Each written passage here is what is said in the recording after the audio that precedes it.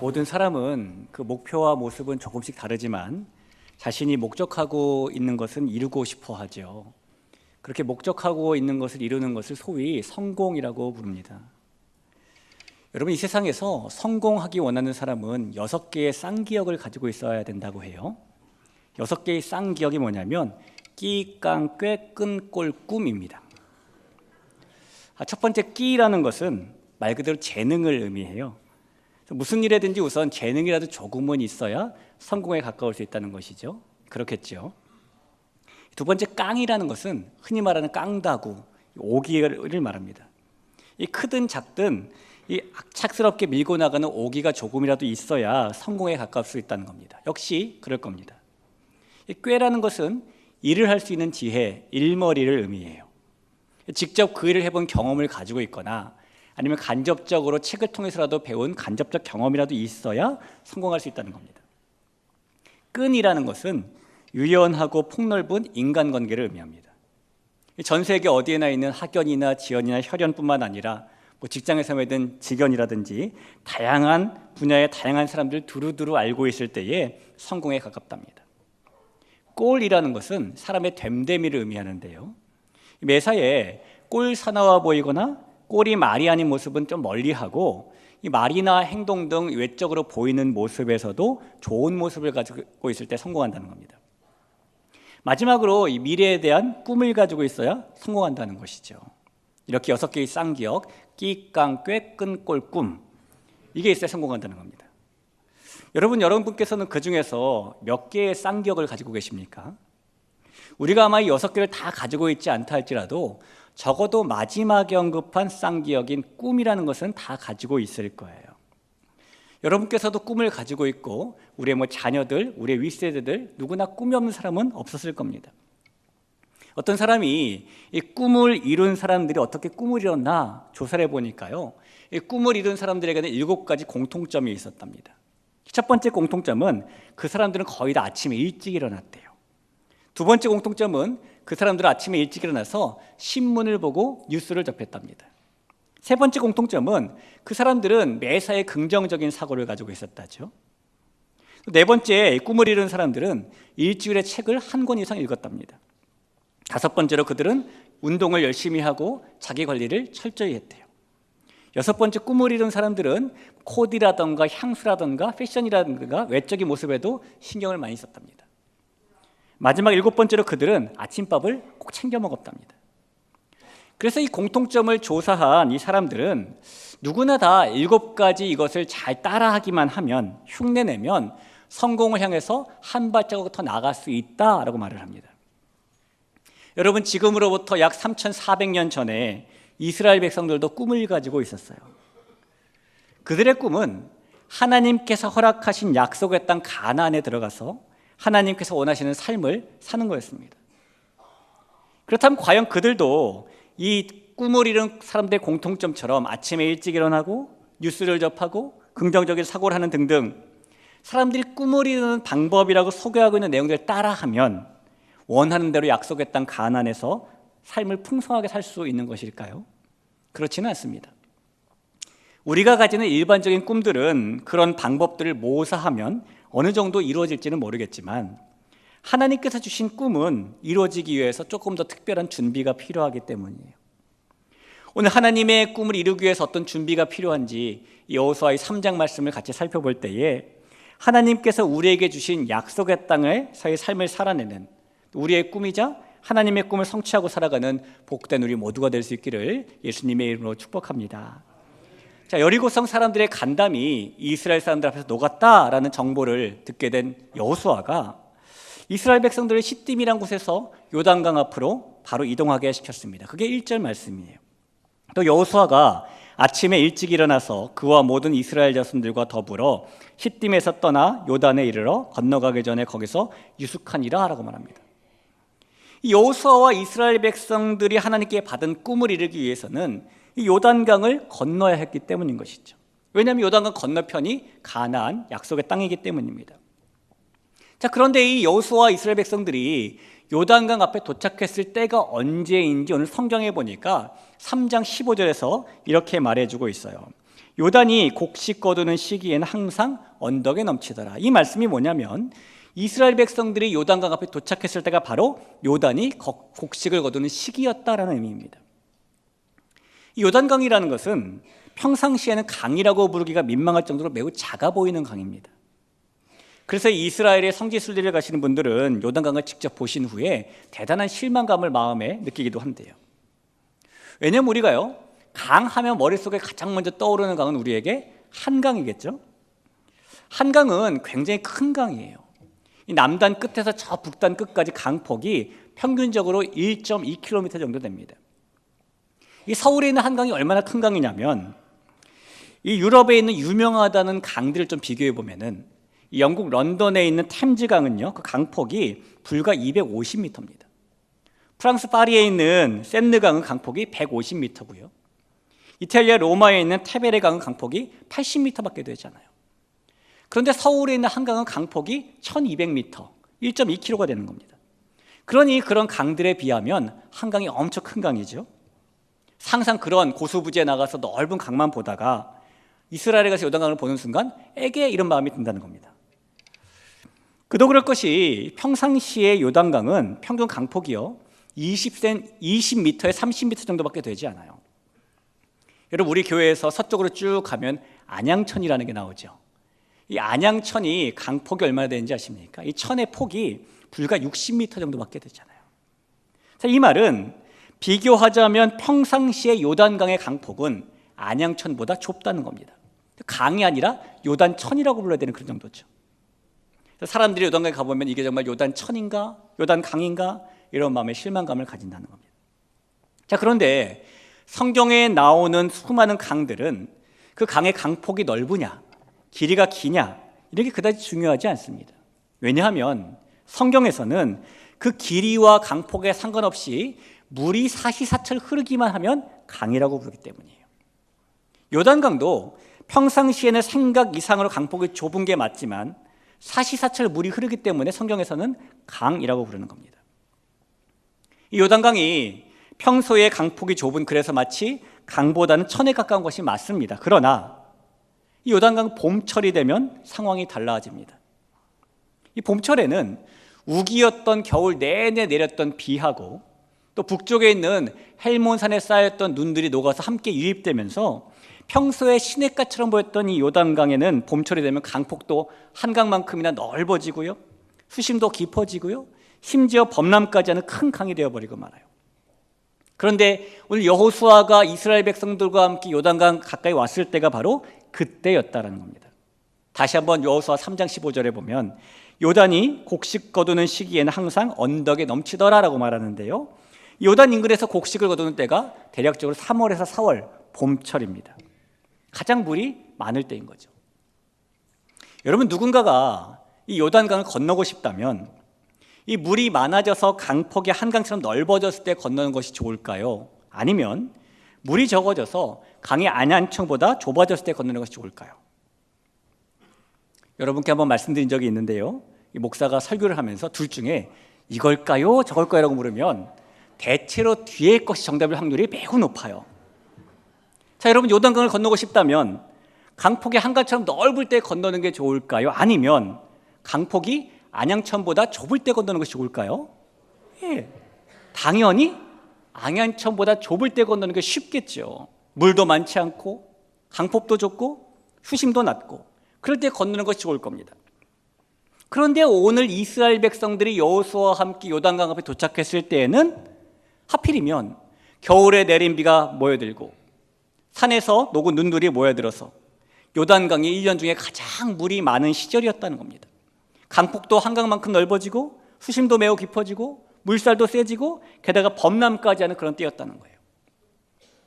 이 민수기에 보면은 하나님께서 주신 약속의 땅에 들어가기 이전에 그 땅을 미리 분배하기 위해서 이스라엘 백성들이 두 번째 인구조사를 하는 장면이 나와요. 이 두 번째 인구조사를 해봤더니 이스라엘 모든 지파의 성인 남자가 60만 1730명이었습니다. 자, 그 숫자에 포함되지 않은 여인들이라든가 아이들이라든가 노년에 있는 분들이라든가 또 가족들의 숫자를 다 합치면은 성경 신학자들의 보편적인 통계는 지금 요단강 앞에 도착한 이스라엘 백성들은 최소 200만 명이 넘었을 것이다라고 추정을 합니다. 여러분, 1974년에 여의도 광장에서 빌리 그레이엄 목사님 집회가 있었어요.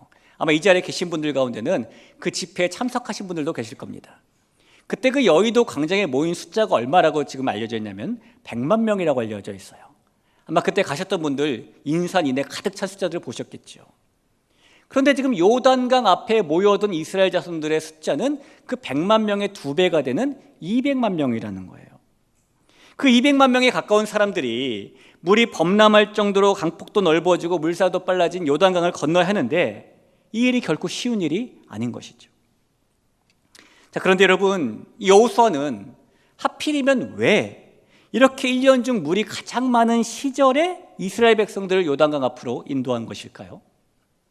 자, 엄밀히 말하면 여호수아가 아니라 하나님께서는 왜 강물이 이렇게 가장 1년 중에 많은 때에 이스라엘 백성들을 요단강 앞으로 인도하신 겁니까? 하나님께서는 40년 동안 광야에서 이스라엘 백성들을 인도하셨습니다. 구름 기둥과 불 기둥으로 그들이 멈춰야 할 때를 알려주시고 출발해야 될 때를 알려주시며 이끄셨어요. 그렇다면 하나님께서 이스라엘 백성들이 요단강에 강물이 별로 없을 때에, 강폭이 20m밖에 되지 않은 그때에 도착할 수 있도록 인도하실 수도 있었잖아요.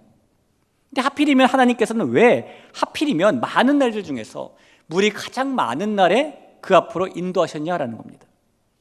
이 천지를 창조하신 하나님께서 요단강의 상황을 잘 모르셔서 그러신 것은 아닐 거예요. 그 백성을 사랑하신 하나님께서 이스라엘 자손들 골탕을 먹이시려고 그러신 것도 아니실 겁니다. 자기 백성을 위하시는 하나님의 인도하심은 결코 우연이라는 게 없지요.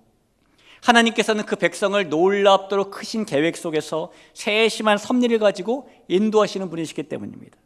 자, 그렇다면 하나님께서 이스라엘 백성들이 물이 가득한 이때에 요단강 앞에 도착하게 하신 것도 우연히 일어난 일이 아니라 하나님의 섬세한 섭리가 있는 것이라고 우리는 봐야 합니다. 그럼 도대체 여기에 나타난 하나님의 섭리, 하나님께서 그렇게 인도하신 이유는 무엇인지 우리가 발견해내야 되겠죠. 사랑하는 성도 여러분, 여기에서 우리는 하나님께서 우리에게 주신 꿈을 이루는 첫 번째 비결을 발견하게 되는데요, 하나님께서 주신 꿈을 이루는 첫 번째 비결은 하나님 앞에서 나는 아무것도 할 수 없다는 철저한 자기 포기를 하는 것입니다. 여호수아와 이스라엘 백성들은 요단강 앞에서 사흘을 머물렀어요. 3일 동안 요단 강가에 머물던 백성들의 마음에는요, 우리 이 수많은 인원이 어떻게 저강을 건널 수 있을까, 이런 마음뿐이었을 겁니다. 그리고 그들은 아무리 고민하고 방법을 찾아봐도 범람할 정도로 물이 넘실대는 그 강을 바라보면서 건널 수 있는 배를 찾지도 못하고, 강폭이 좁은 곳을 찾을래야 찾지도 못하고, 더 수심이 얕은 곳을 발견하려고 해야 발견할 수도 없었어요. 결국 그러면서 그들은 자신들의 머리나 자신들의 힘이나 자신들의 방법으로는 도저히 이 많은 인원이 요단강을 건널 수 없다라는 결론에 이르렀을 겁니다. 그리고 그런 결론 앞에서 그들은 강을 건너기 위해서 우리가 할 수 있는 것은 아무것도 없다라는 자기 포기를 하게 되는 겁니다. 여러분, 하나님께서 물이 가장 많은 이때에 이스라엘 백성들을 강가로 이끄신 이유는 그 이스라엘 백성들에게 약속의 땅에 들어가는 것은 그들의 힘으로 되는 것이 아님을 알려주시기 위함입니다. 만약에 요단강에 물이 얼마 없을 때에 그들이 강을 건너게 된다면 이스라엘 백성들은 강을 쉽게 건너게 될 것이고요, 이제까지 광야 40년 동안에 그들이 보여준 모습을 반추해 보면 그들은 자신들이 천신만고 끝에 드디어 가나안 땅에 들어왔다고 생각할 것이 분명해요. 하지만 요단강에 물이 가장 많을 때에 강을 건너야 된다면 이스라엘 백성들은 강을 건널 방법을 찾지 못하게 될 것이고, 아무리 애를 써도 자신들의 노력으로는 그 땅에 들어가지 못한다는 것을 알게 될 것입니다. 그리고 결국 하나님께 손을 벌릴 수밖에 없게 되겠죠. 사람의 진면목은 위기 때 더 잘 드러나는 법이고요, 사람의 민낯은 삶의 평지보다는 삶의 낭떠러지를 만났을 때 더 잘 나타나는 법입니다. 그리고 그 위기와 삶의 낭떠러지에서 우리가 보여야 될 모습은 내 힘으로 할 수 있는 것은 단 하나도 없다라는 철저한 자기 포기여야 된다는 것이죠. 이 약속의 땅 가나안은 이스라엘 백성들이 스스로 차지할 수 있는 땅이 아닙니다. 하나님께서 그들에게 주시는 땅이에요.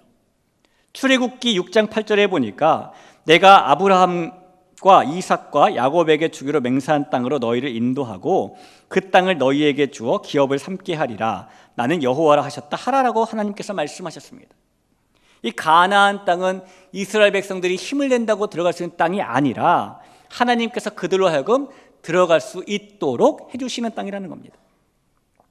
그래서 하나님께서는 그 일을 분명히 하시기 위해서 이스라엘 백성들을 약속의 땅으로 이끄시는 분은 하나님이시다라는 것을 확실히 하기 위해서 요단강 물이 가장 범람할 정도로 많을 때에 그들이 자신들의 힘으로 아무것도 할 수 없을 그때에 그들을 강가로 인도하신 거예요.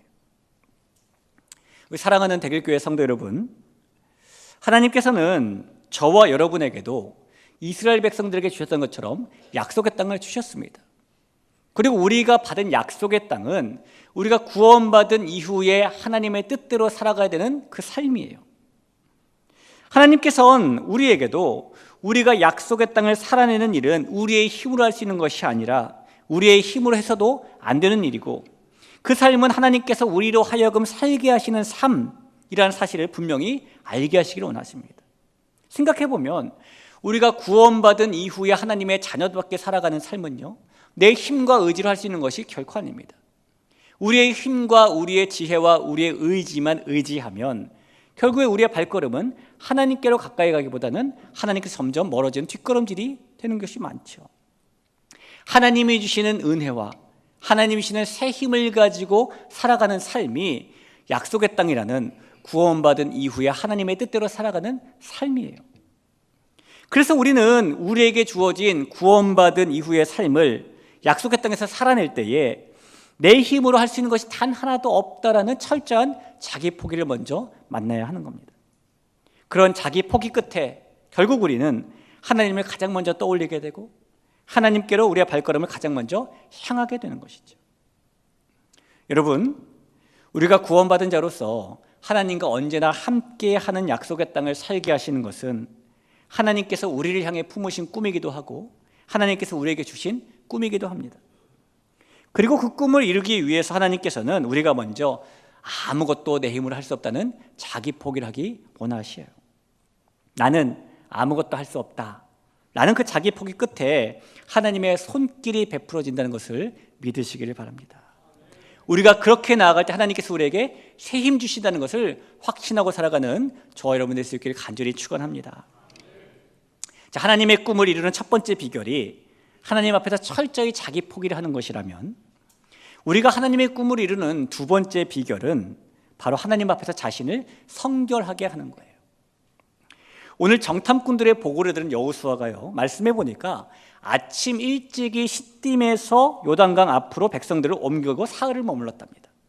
한번 다시 1절과 2절을 볼까요? 또 여호수아가 아침에 일찍 일어나서 그와 모든 이스라엘 자손들과 더불어 시딤에서 떠나 요단에 이르러 건너가기 전에 거기서 유숙하니라. 사흘 후에 관리들이 진중으로 두루다니며. 여러분, 말씀드린 바와 같이 이스라엘 백성들은 요단강 앞에서 할 수 있는 것이 아무것도 없었어요. 뗏목도 만들 수 없었고 강물을 줄일 수도 없었고 그저 범람할 정도로 막 굽이치는 요단강을 바라보는 것과 저 강건도에 있는 여리고성을 바라보는 것 외에는 할 수 있는 게 없었습니다. 자, 그렇게 사흘을 보낸 겁니다. 자, 그렇다면 여러분, 그들이 아침 일찍이가 아니라 요단강 앞으로 조금 천천히 온다고 한들, 그날이 아니라 하루 이틀 지나고 온다고 한들 달라지는 게 없어요. 어차피 요단강 앞에서 사흘 동안 아무것도 하지 않을 것이라면 차라리 그래도 사람들이 모여 사는 마을인 시딤에서 사흘 정도 머물고 그다음 아무것도 없는 강가로 사흘 지나서 오는 게 더 낫지 않을까요? 그러나 여호수아는 이스라엘 백성들이 굳이 아침부터 일찍이 시딤을 떠나서 요단강 앞으로 와서 아무것도 할 일 없이 사흘을 보내게 만든 겁니다. 이 여호수아가 왜 그랬을까요? 여러분, 여호수아가 그렇게 서둘렀던 이유는 지금 이스라엘 백성들이 머물고 있는 곳이 시딤이기 때문인 겁니다. 아마 우리에게는 살면서 이 순간은 결코 기억에서 잊혀지지 않았으면 좋겠다라고 바라는 시간들도 있을 것이고요, 반대로 이 순간은 내 기억에서 싹 지워졌으면 좋겠다라고 생각되는 시간들도 있을 겁니다. 이 시딤이라는 장소는 이스라엘 백성들에게 괴로운 인연을 가지게 한 그래서 지워버리고 싶은 기억의 장소입니다. 왜냐하면 이스라엘 백성들이 시딤에 있을 때에 그 백성들이 모압 여인들과 음행을 하고 그들의 유혹에 빠져서 바알볼 우상 숭배를 했기 때문이에요. 민수기 25장 1절에 그렇게 기록되어 있습니다. 이스라엘이 시딤에 머물러 있더니 그 백성이 모압 여자들과 음행하기를 시작하니라. 그래서 그 시딤에 머물고 있을 때 여호수아는 이제 약속의 땅에 들어가기에 앞서서 하나님이 주신 꿈을 이루기에 앞서서 백성들 그 시딤에서 먼저 떨어뜨려 놓는 게 급했습니다. 여호수아가 부지런해서가 아니라 그가 아침잠이 없어서가 아니라 이스라엘 백성들이 또다시 과거처럼 시딤이라는 세상에 발을 들여 놓을까 봐 아침 일찍 일어나서 일찌감치 요단강 앞으로 진을 옮기고 그곳에서 아무것도 없는 상태에서 사흘을 보낸 거예요. 그리고 여호수아가 그 백성들에게 성결을 요구하지 않습니까? 오늘 5절을 보시죠. 여호수아가 또 백성에게 이르되 너희는 자신을 성결하게 하라. 여호와께서 내일 너희 가운데에 기이한 일을 행하시리라. 여러분 한번 생각해 보세요. 이스라엘 백성들은 요단강을 건너면 즉시 해야 될 일은 여리고성 사람들과 싸우는 겁니다. 그러면 이제 요단강을 건너기 전에 상식적으로 준비해야 될 게 뭐냐면 이 싸움에 싸울 수 있는 무기를 준비하는 것이고 물자를 점검하는 거예요. 그러나 여호수아는 무기를 준비해라, 물자를 잘 점검해라 이렇게 말하는 것이 아니라 성결하라라고 지금 요구합니다. 왜 그런 것일까요? 하나님께서 주신 꿈을 이루기 위해서는 약속의 땅에 들어가기 위해서는 무엇보다도 가장 중요한 것이 성결이기 때문인 겁니다. 이 출애굽기에 보니까 이스라엘 백성들이 출애굽을 하고 3개월쯤 지났을 때 시내 광야에 도착을 했습니다. 그때 하나님께서 모세에게 내가 저 구름 속에서 너에게 목소리를 들려줄 텐데 너에게만이 아니라 이스라엘 백성들도 다 듣게 들려줄 거야 라고 말씀하셨어요. 출애굽기 19장 9절에 보니까 여호와께서 모세에게 이르시되 내가 빽빽한 구름 가운데서 내게 임함은 내가 너와 말하는 것을 백성들이 듣게 하며 또한 너를 영영이 믿게 하려 함이니라 라고 말하죠. 그리고 하나님께서 그 빽빽한 구름 사이에서 소리를 들려주시기 전에 한 가지 요구하신 게 있었는데 그 하나님의 소리를 듣기 전에 백성들에게 성결함을 지키라라는 것이었습니다. 출애굽기 19장 10절에서 11절이에요. 여호와께서 모세에게 이르시되 너는 백성에게로 가서 오늘과 내일 그들을 성결하게 하며 그들에게 옷을 빨게 하고 준비하게 하여 셋째 날을 기다리게 하라. 이는 셋째 날에 나 여호와가 온 백성의 목전에서 시내산에 강림할 것이니 라고 말씀합니다. 그러니까 하나님이 주시는 꿈이라는 것은 성결함을 통해서 이루어지는 것이 분명합니다. 여러분 그렇다면 성결함이라는 게 무엇일까요? 성결은 단순히 몸을 씻으라는 의미가 아니죠. 성결은 거룩한 목적을 이룰 수 있도록 자격을 준비하라라는 말이에요. 성결이라는 말로 번역된 히브리어 카다시라는 말은 이렇게 떨어지다라는 의미가 있어요. 따라서 성결하다는 것은 멀리 떨어지는 걸 겁니다. 그러면 무엇으로부터 멀리 떨어지는 것이 성결일까요? 우리가 잘 알다시피 죄로부터 멀리 떨어지는 것, 악으로부터 멀리 떨어지는 것, 이것이 성결이에요. 그래서 죄와 멀리 떨어져서 하나님의 꿈을 이룰 수 있는 자격을 준비하는 게 바로 성결함을 지키는 겁니다. 여러분 이스라엘 백성들은 광야에서 40년을 살았습니다. 그 40년 동안 그들이 가장 많이 지은 죄가 뭡니까? 원불교라는 죄죠. 원망과 불평과 교만, 이겁니다. 원불교, 우리도 많이 하는 거죠. 여러분 이런 죄 외에도 이스라엘 백성들은요 미움과 거짓과 음해와 살인과 비방과 간음과 탐욕과 불순종과 모든 죄를 많이 지었는데 그런 죄들에서 자신을 멀리 떨어뜨려 놓는 게 성결함이에요. 지금까지 살아온 광야 생활의 습관들, 하나님께 죄를 범했던 반역들, 우상숭배함, 삶의 모든 추악한 면들, 그들 다 버리고 하나님의 꿈인 약속의 땅에 들어가기 위해 자격을 갖추기 위해 준비하는 것, 이것이 성결이라고요. 애당초 하나님께서 이스라엘 백성들에게 약속의 땅을 주신 이유가 그들을 성결하게 하시기 위함이었잖아요. 레위기 11장 45절에 보면 함께 읽어볼까요? 자, 읽습니다. 나는 너희의 하나님이 되려고 너희를 애굽 땅에서 인도하여 낸 여호와라. 내가 거룩하니 너희도 거룩할지어다. 처음부터 애굽에서 인도하신 목적 자체가 이스라엘 백성들의 거룩, 그들의 성결함 때문이었습니다. 그래서 여호수아는 오늘 이스라엘 백성들에게 성결할 것을 요구하는 것이고 이스라엘 백성들은 약속의 땅에 들어가기 전에 죄로부터 멀리 떨어지며 자신을 거룩하게 해야 됐던 것이죠. 그렇게 성결하게 하는 것이 하나님께서 주신 꿈을 이루면서 약속의 땅에 들어가 살 수 있는 새 힘을 받는 방법이기 때문인 겁니다. 여러분, 이스라엘 백성들이 요단강에서 이렇게 성결하게 자신들을 지킬 때에 하나님께서는 그들이 무슨 마음을 가지기 원하셨을까요? 하나님께서 이번에는 어떠한 기이한 일들을 행하실까라는 기대하는 마음, 하나님께서 우리를 위해서 저 넘실거리는 강을 건너갈 수 있는 방법을 어떻게 준비해 놓으셨을까라는 기다리는 마음 아니었을까요? 하나님께서는 이스라엘 백성들이 자신을 성결하게 함으로써 하나님께만 방법이 있다는 사실을 가르쳐주고 계시는 겁니다. 우리 하나님의 사랑하는 자녀가 되신 귀한 대길교회 성도 여러분, 성결이라는 것은 우리가 하나님의 일을 기다리고 기대할 때 반드시 해야 되는 거예요. 하나님께서는 우리가 오늘도 동일하게 성결할 것을 요구하시는 분이십니다. 우리도 하나님께서 주신 구원받고 사는 약속의 땅에서의 삶, 하나님의 뜻대로 살아가는 그 삶을 살아내기 위해서 이스라엘 백성들처럼 원망이나 불평이나 교만에서 멀리 떨어져야 되는 것이고 그 외에 각종 죄에서 멀리 떨어져야 하는 것이죠. 왜냐하면 그렇게 우리가 성결하게 자신들을 지켜나갈 때에 하나님께서는 우리에게 그 땅을 살 수 있는 새 힘을 주시며 우리가 그 새 힘으로 하나님의 꿈을 이루도록 만드시기 때문인 겁니다. 여러분, 성도인 우리가 위기에 처할 때 구할 것은 세상적인 처세가 아니고요, 하나님 앞에서 자신을 성결하게 하는 것을 힘을 믿으시기 바라요. 그런 성결함으로 하나님을 바라보며 하나님께서 주신 약속의 땅을 살아낼 때에 우리가 하나님의 꿈을 이룰 수 있는 것이며 하나님께서 주시는 새로운 능력과 새 힘을 가지고 살아가게 된다는 것을 믿으시기를 축원합니다. 이 세상에 있는 모든 위대한 일들이 우리 눈앞에서 현실로 나타나기 위해서는요, 반드시 선행되어야 될 단계가 하나 있습니다. 그것은 그 위대한 일이 현실로 나타나기 전에 먼저 우리 마음속에 꿈으로 품어지는 거예요. 그래서 요엘서 2장 28절에 보면 그 후에 내가 내 영을 만민에게 부어주리니 너희 자녀들이 장래일을 말할 것이며 너희 늙은이들은 꿈을 꾸며 너희 젊은이들은 이상을 볼 것이며 라고 말을 합니다. 여러분, 장래일을 말하는 것이나 꿈을 꾸는 것이나 이상을 보는 것이나 다 똑같은 의미 아닙니까? 하나님께서는 그 백성에게 하나님의 꿈을 품게 하시는 분이라는 겁니다. 하나님의 꿈이라는 것은 이 세상 사람들이 자신의 욕망으로 꿈꾸는 것과는 다르게 하나님의 말씀 안에서 하나님의 뜻에 합당하게 꾸는 것인데, 저와 여러분에게도 하나님께서 꾸게 하신 그런 꿈이 있습니다.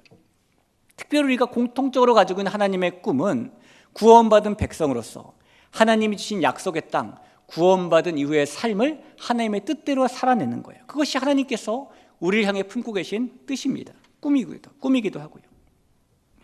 여러분, 우리가 하나님의 꿈을 이룰 때에 이스라엘 백성들처럼 때로는 요단강이라는 큰 장벽이 눈앞에 있을 수도 있어요.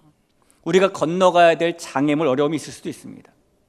그러나 여호수아와 이스라엘 백성들이 약속의 땅이 보이는 요단강 앞에서 자기를 포기하는 일에 집중하고 자기를 성결하게 하는 일에 집중했을 때 그들이 마침내 그 강을 건너가게 되었던 것처럼, 그 땅을 취했던 것처럼 우리도 하나님의 섬세하고 세밀하신 그 섭리와 계획 앞에서 내 힘으로는 아무것도 할 수 없다는 자기 포기와 그리고 거룩하신 하나님 앞에서 자신을 성결하게 하는 것들 지키고 살아갈 때에 우리가 주님이 주신 약속의 땅에 들어갈 수 있는 비결을 얻게 되는 것입니다.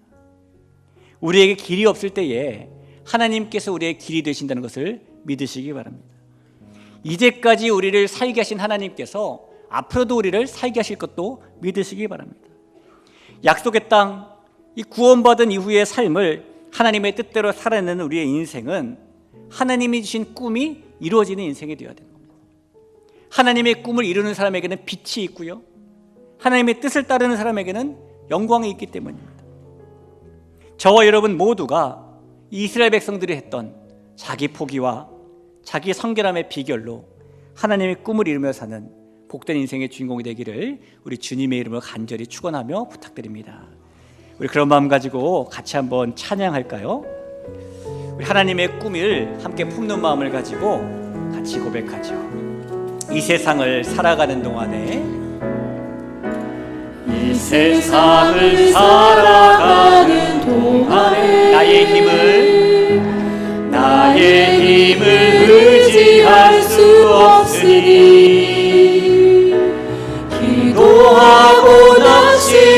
낙심하지 말 것은 주께서 참 소망이 우리 한 번 더 고백해보죠. 이 세상을 살아가는 동안에 이 세상을 살아가는 동안에 나의 힘을 의지할 수 없으니 나의 힘을 의지할 수 없으니 기도하고 낙심하지 말 것은 주께서 참 소망이 되신 하나님의 꿈이 나의 비전이 되고 예수님의 성품이 나의 인격이 되고 성령님의 권능이 나의 능력이 되길 원하고 바라고 하나님의 꿈이 나의 비전이 되고 예수님의 성품이 나의 인격이 되고 성령님의 권능이 나의 능력이 되길 원하고 바라고. 2절로 한번 찬양해 볼까요? 주의 길을 걸어가 세상의 것 의지할 수 없으니 세상의 것 의지할 수 없으니 감사하고 낙심하지 말 것은 주께서 참 기쁨이 되심이 하나님의 꿈이 나의 비전이 되고 예수님의 성품이 나의 인격이 되고 성령님의 권능이 나의 능력이 되길 원하고 바라고. 우리 한 번 더 고백해보죠. 하나님의 꿈이 나의 비전이 되고 예수님의 성품이 나의 인격이 되고 성령님의 권능이 나의 능력이 되길 원하고 바라고 기도합니다. 이 시간에 말씀을 기억하면서 합심을 한번 기도하겠습니다. 여러분, 우리는 하나님의 꿈을 품고 있는 사람들입니다. 특별히 예수님을 믿고 구원받은 주님의 백성으로 구원받은 이후의 삶을 하나님의 뜻대로 살아내야 되는 꿈을 가지고 있는 사람들이죠. 그런데 그것이 우리의 힘으로 잘 안 된다는 겁니다. 그래서 우리는 그 꿈을 이루기 위해서 하나님 앞에서 철저하게 자기 포기를 먼저 해야 되는 것이고, 그 꿈을 위해서 우리는 하나님 앞에 철저하게 성결하게 나아가야 됩니다. 그러면 하나님이 주신 그 꿈을 이룰 수 있어요. 그러면 하나님께서 우리에게 새로운 힘을 주시게 됩니다. 그럼 하나님께서 우리에게 약속의 땅을 풍성하게 살게 하십니다. 하나님 앞에서 나를 포기한 자가 되게 하여 주옵소서. 하나님 앞에서 성결한 자 되게 하여 주옵소서 라는 마음을 가지고 같이 한번 기도하겠습니다. 기도합니다.